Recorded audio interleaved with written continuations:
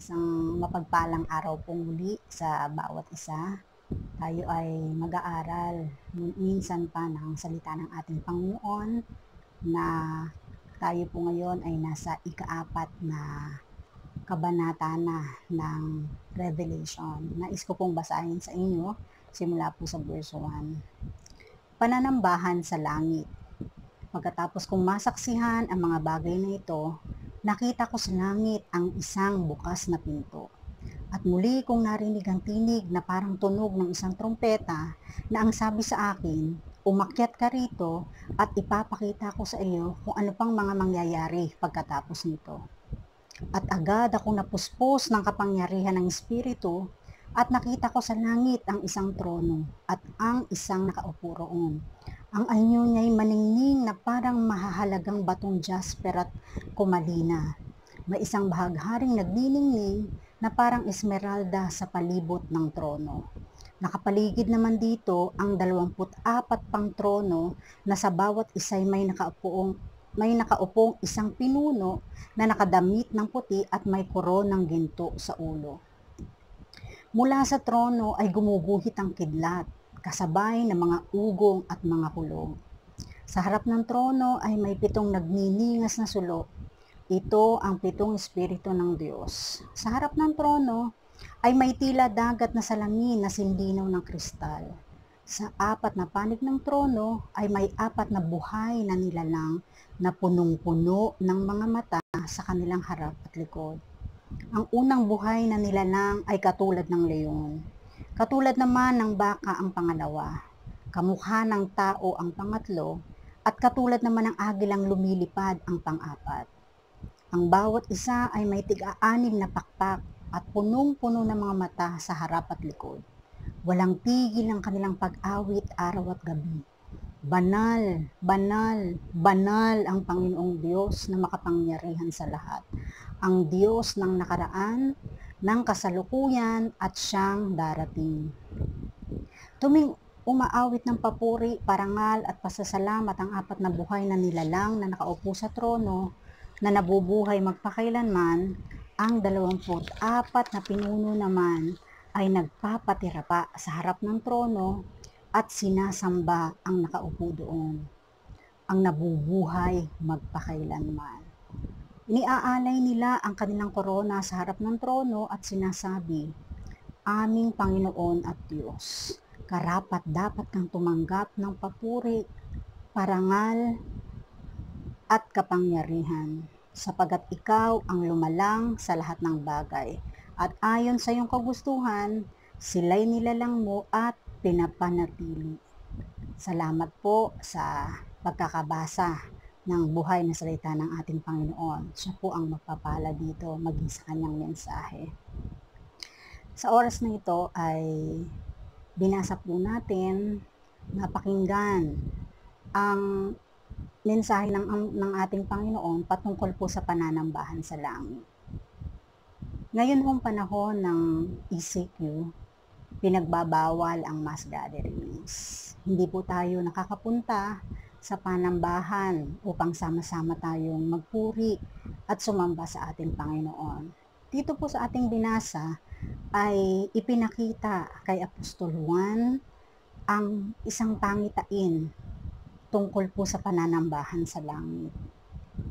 At dito po sa verse 1, sinabi rito, umakyat ka rito at ipapakita ko sa iyo kung ano pang mga mangyayari pagkatapos nito. So, nais ko pong linawin, this is a vision from God. Ito po ay pinakita kay Apostol Juan ayon sa mga mangyayari sa darating na panahon. Sabi po rin sa verse 2, siya'y napuspos, sabi nga nun, agad ako napuspos ng kapangyarihan ng Espiritu at nakita ko sa langit ang isang trono at ang isang nakaupo roon. Wala pong iba kundi ang ating Diyos. Ang anyo niya'y maningning na parang mahahalagang batong jasper at kumalina. May isang bahagharing nagniningning na parang esmeralda sa palibot ng trono. Kung i-imagine po natin yung sinasabi ni Apostol Juan tungkol sa nakaupo doon sa trono at kung ano yung nasa kanyang paligid, ito po'y nagniningning. Sabing gano'n, nakapaligid ang batong jasper. Ang anyo niya'y maningning na parang mahalagang batong jasper at humalina. Meron ding bahagharing nagniningning na parang esmeralda sa palibot ng trono. At nakapaligid naman doon sa trono na yon, yung 24 pang trono na sa bawat isa'y may nakaupong isang pinuno na nakadamit ng puti at may koronang ginto sa ulo. Nabanggit na po ito ng mga nakaraang pag-aaral natin about the 24 elders. Ito po ay sumisimbolo sa Church of God na kung saan, sabing ganon, sila'y nakapalibot doon sa trono ng ating Diyos. Mula sa trono may gumuguhit na kidlat, at sa harap ng trono, sabi ganon, may tila dagat na salamin na sindino ng kristal. At sa 4 na panig ng trono, may 4 na buhay na nilalang. Sabi ganon, punong-puno ng mga mata sa kanilang harap at likod. Ito po yung tinutukoy na 4 na buhay na nilalang sa verse 7. Ang unang buhay na nilalang ay katulad ng leon, katulad naman ng baka ang pangalawa, kamukha ng tao ang pangatlo, at kamukha naman ng agilang lumilipad ang pang-4. These are the 4 living creatures.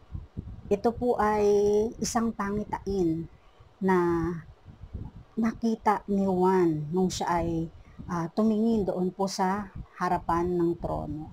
Sabi nga noon sa verse 8, ang bawat isa ay may tiga-anim na pakpak, punong-puno ng mata sa likod, walang tigil ang kanilang pag-awit araw at gabi. So kung isipin po natin, sabing ganon, there are 4 living creatures at merong 24 elders. Pero lahat po sila, ito po ang kanilang ginagawa habang nakaharap doon sa trono. Walang tigil ang kanilang pag-awit araw at gabi. Imagine, ngayon pong panahon ng ECQ, itinigil po ang panambahan sa ating Diyos. Wala pong mass gathering, bawal po ang magtipon-tipon, dumalo sa isang simbahan para magpuri at sumamba sa ating Diyos. Pero pagdating doon sa langit, sabing ganon, walang tigil ang gagawing pag-awit araw at gabi. Wala na pong lockdown. Wala na pong pagbabawal sa pagpupuri sa ating Panginoon. Kung iisipin ho natin, bagamat bawal ang pumunta sa simbahan, sa panambahan upang magpuri sa ating Panginoon, ngunit sa panahon na ito, araw-araw, wala pong nagbabawal para tayo sumamba at magpuri sa Diyos. Binigyan po tayo ng Panginoon ng layang sambahin siya sa espiritu at katotohanan. Kung iisipin po natin, baka nga yung nararanasan po natin ngayon ay practice lang pagdating doon sa langit, na lagi tayong sasamba, magpupuri sa isang Diyos na dakila, isang Diyos na mabuti at tapat. At sabi nga, ito yung kanilang inaawit, banal, banal, banal ang Panginoong Diyos na makapangyarihan sa lahat. Holy, holy is the Lord God Almighty. Tatlong beses po binanggit ang banal, banal, banal. Holy, holy, holy. Holy Father, Holy Son, Holy Spirit. Diyos na makapangyarihan sa lahat, ang Diyos ng nakaraan, Diyos ng kasalukuyan at siyang darating. Who is, who was, and is to come. Tuwing umaawit ng papuri, parang nagpasasalamat ang 4 na buhay na nilalang na nakaupo sa trono na nabubuhay magpakailanman. Ito po ang maganda. Sabi po rito sa verse 10, ang 24 na pinuno naman ay nagpapatira pa sa harap ng trono at sinasamba ang nakaupo doon, ang nabubuhay magpakailanman. Sabi rito, yung 24 elders, 24 na pinuno. Pag sinabi pong pinuno, ibig sabihin sila may kapangyarihan. Meron silang authority at sa kabila nung kanilang kapangyarihan, sa kabila nung sinasabing kanilang pagiging pinuno, ano po ang kanilang ginawa nung sila'y nakaharap doon sa ating Panginoon? Sila ay nagpatira pa, nangangahulugan ng pagsamba sa ating dakilang Diyos. Ito yung kanilang sinasabi, aming Panginoon at Diyos, karapat dapat kang tumanggap ng papuri, karangalan at kapangyarihan, sapagkat ikaw ang lumalang sa lahat ng bagay, at ayon sa iyong kagustuhan, sila'y nilalang mo at pinapanatili. Kung isipin po natin, karapat dapat talagang tumanggap ng papuri, karangalan, kapangyarihan ang ating Panginoon. Bakit po? Siya po ang dahilan kung bakit tayo nabubuhay. Sabi ganoon, sapagkat ikaw ang lumalang sa lahat ng bagay.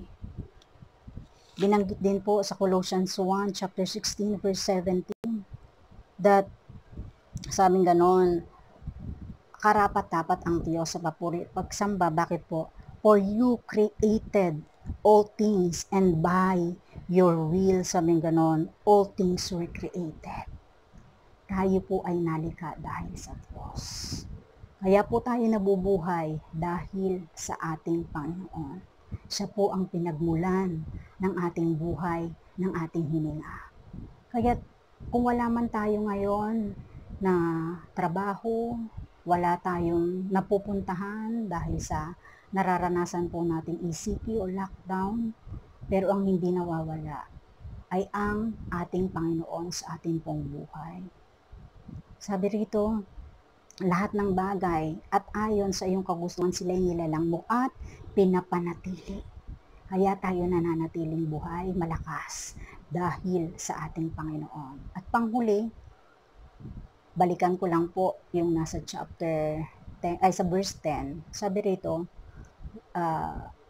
ano po yung ginawa ng 24 elders? Sila ay sumamba, nagpatira pa sa ating Panginoon. Pero meron pa ho silang ginawa bukod po sa pag-awit nila sa ating buhay na Diyos.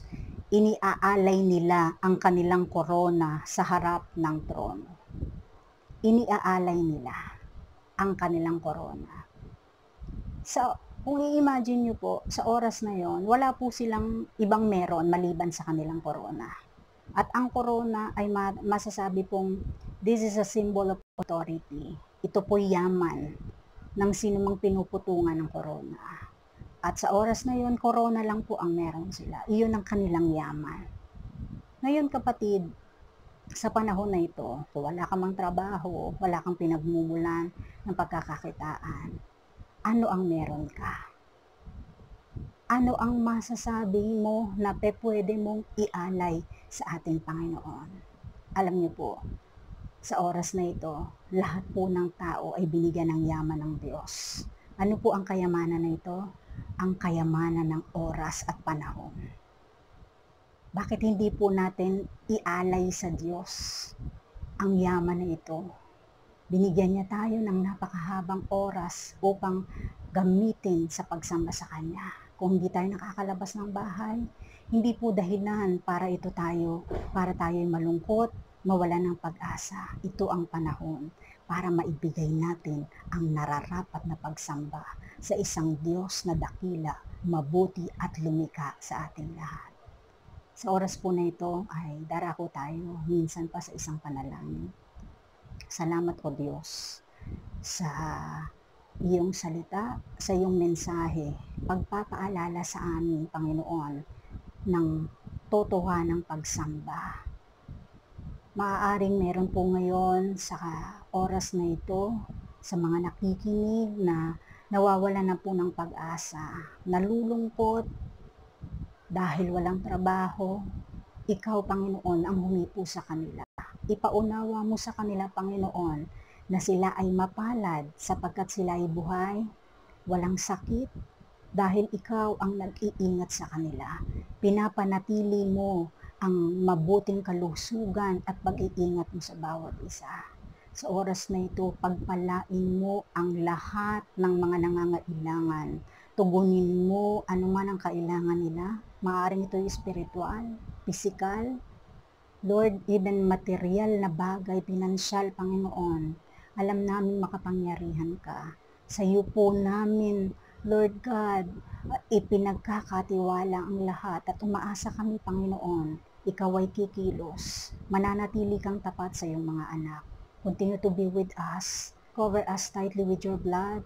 Ang aming mga tahanan, ang aming mga pamilya, ang bawat isang miyembro ay ilayo mo, Panginoon, sa lumalaganap na COVID-19.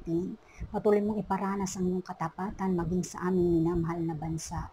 Lubos po kaming nagtitiwala na darating ang panahon, ito po'y matatapos at mangyayari ang plano at kalooban mo sa bawat isa. Pinupuri ka namin at maingat namin binabalik sa iyo ang lahat ng pasasalamat at kapurihan sa pangalan ng aming Panginoong Hesus. Amen. Marami pong salamat sa inyong pakikinig at patuloy kayong pagpalain ng ating Panginoon.